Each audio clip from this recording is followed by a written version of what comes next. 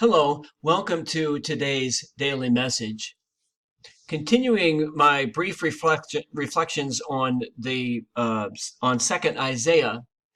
Today we look at the first 12 verses of chapter 53.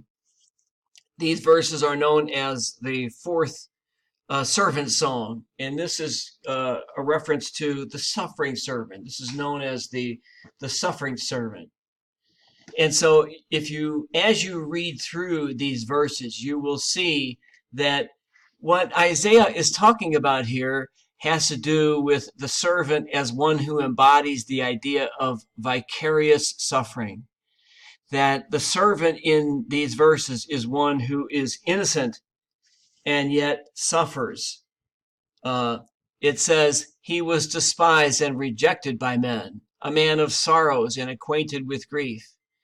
And as one from whom men hide their faces, he was despised, and we esteemed him not.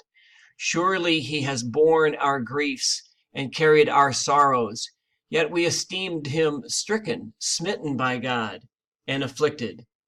But he was wounded for our transgressions, he was bruised for our iniquities.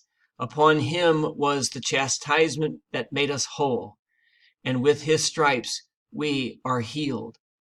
And so it's easy to see why the early church and the church ever since has seen in this suffering servant the person of Jesus, the innocent one who suffered, but who suffered in order to show us how to love. And I think that's one of the primary lessons we can take from these verses, that when we truly love, there is going to be suffering that accompanies that love.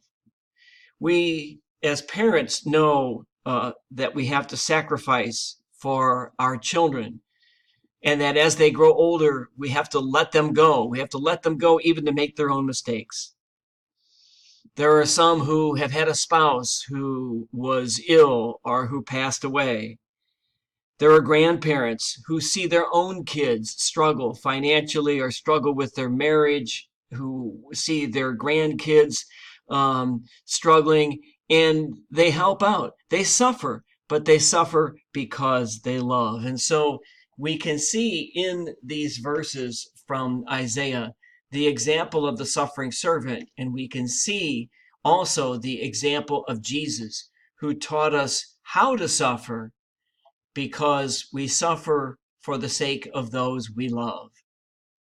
Thank you so much for watching today. Have a great day.